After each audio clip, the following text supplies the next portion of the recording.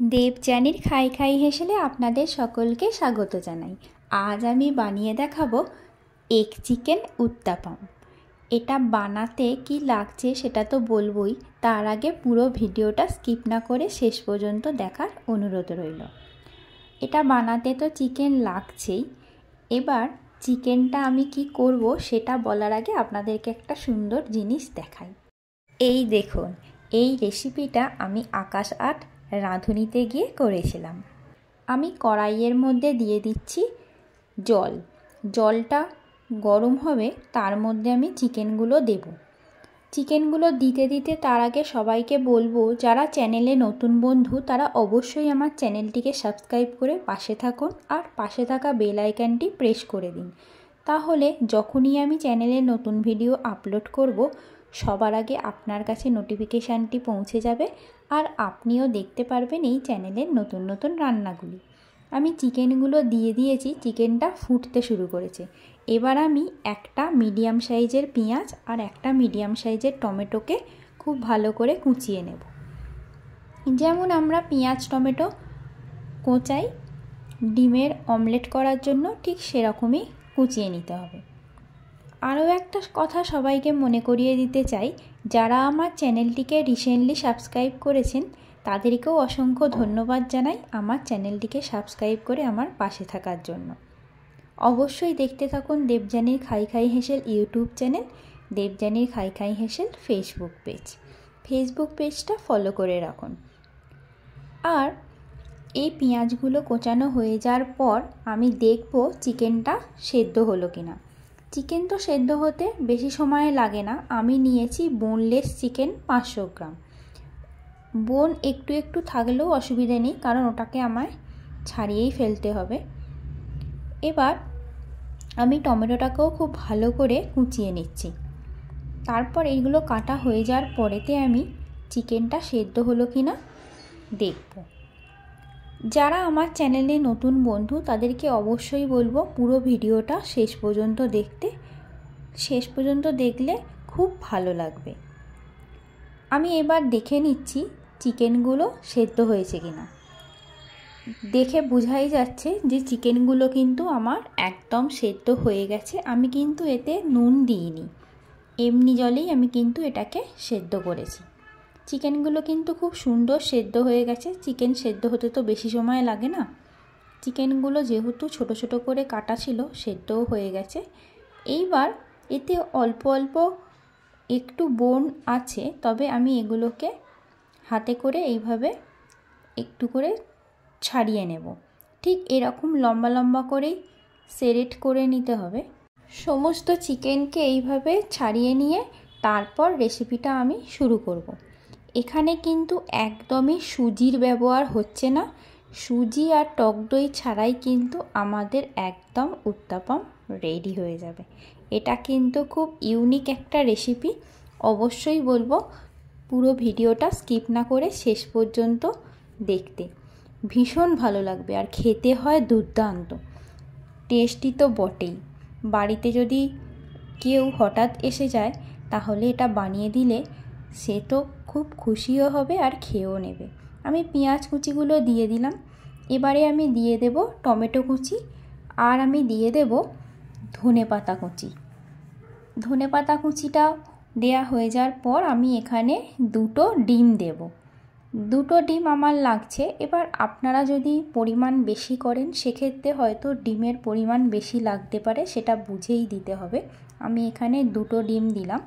এবার এটা ভালো করে আমি মেখে নেব আর দিয়ে দেব পরিমাণ মতো নুন। নুনটা যে যার স্বাদ মতোই দেবেন।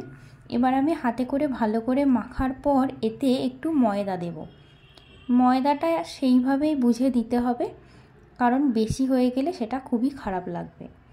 এটা মাখতে মাখতে আমার মনে হলো এতে একটু ময়দার প্রয়োজন, তাই আমি দিয়ে দিচ্ছি 2 টেবিল চামচ ময়দা।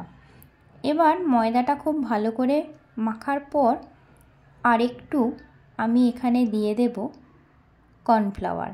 কর্নফ্লাওয়ারটাও 2 টেবিল চামচ এখানে আমি দিয়ে দেব।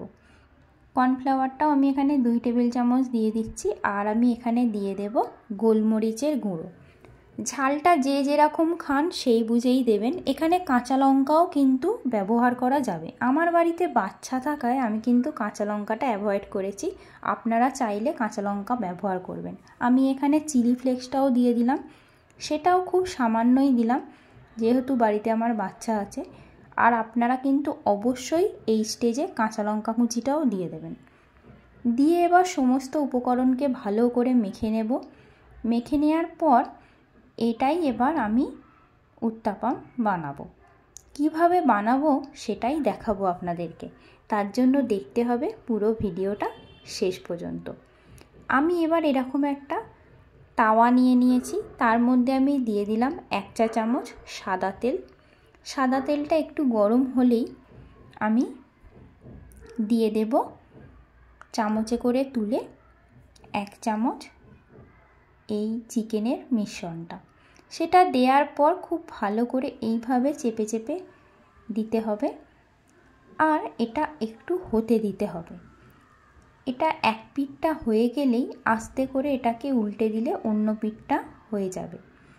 তারপরে রেডি হয়ে যাবে এগ চিকেন উত্তাপাম। ভিডিওটা কেমন লাগলো অবশ্যই কিন্তু আপনারা ভিডিও শেষে আমাকে কমেন্ট বক্সে জানাবেন। জানাতে কিন্তু একদম ভুলবেন না কেমন লাগলো আপনাদের এই ভিডিওটা। আর রেসিপিটাও কিন্তু অবশ্যই ট্রাই করবেন। এটা কিন্তু বানাতে একদম বেশি সময় লাগে না। আর বাড়িতে তো চিকেন আসেই, সেই চিকেন থেকেই 2 পিস আলাদা সরিয়ে রেখে একদিন বানিয়েই দেখুন না কেমন হয় রেসিপিটা। আমি গ্যারেন্টি দিয়ে বলতে পারি দুর্দান্ত হবে। আর যাকেই খাওয়াবেন সে তো খেয়ে বুঝতেই পারবে না যে এটা কী খাচ্ছে। তো চটজলদি বানিয়ে ফেলুন আর বানিয়ে জানান কেমন হলো আপনাদের এই রেসিপিটা। আমার একদিকটা গোল্ডেন ব্রাউন হয়েই গেছে, দেখতেই পাচ্ছেন অলরেডি আমার একদিকটা ভাজা হয়ে গেছে। আমি উল্টেও দিয়েছি। এবার অন্য সাইডটাও কিন্তু আমার হয়ে গেছে। তাই এবার আমি আস্তে করে এটাকে তুলে ডিশের মধ্যে রেখে দিলাম।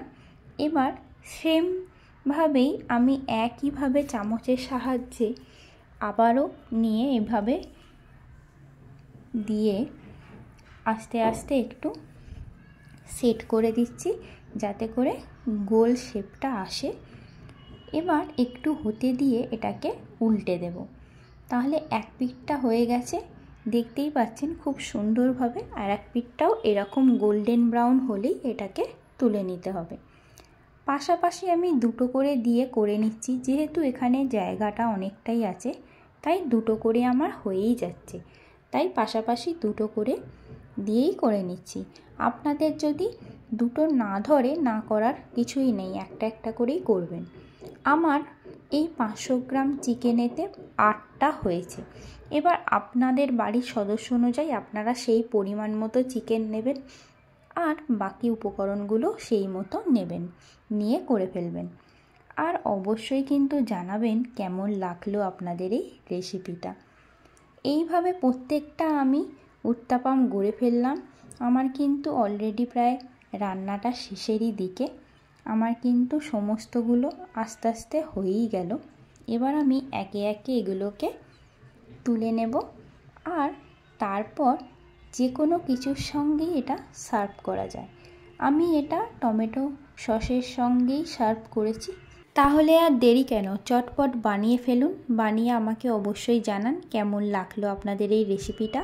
একটা সন্ধেতে বানিয়েই দেখুন না কেমন হয় রেসিপিটা, আর বাড়ির সবাইকে একদম তাক লাগিয়ে দিন।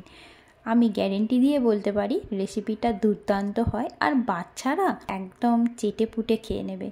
আবারও দেখা হবে নতুন একটি রেসিপি নিয়ে। ভালো খান, সুস্থ থাকুন। Thank you.